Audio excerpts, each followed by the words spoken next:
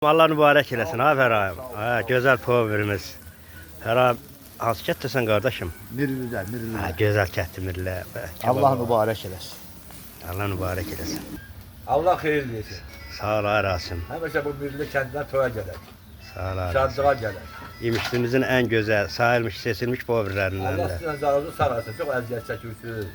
Helal hoş, helal hoş. Cəmaatla ünsiyyətli olmaq çətin şey. Elədir, elədir. Hər an görə nəbzim tutsan cəmaatın. Allah mübarək eləsin. Allah Sənə də Allah xeyir Teala versin. can sağlığı versin, Allah Rasim. Bu Kərbalanı da bu evdə əsir eləməsin. Amin. Özüm. Əllərə bax, əllərə. Bax, imişli buğlaması da, bax, imişli buğlaması. Dostlar, bax, mən bığlamaya deyirəm, qoğurmaya deyirəm. Bax, bu bığlama da, imişli buğlaması. Kartoşkanın gözəlliyinə baxın.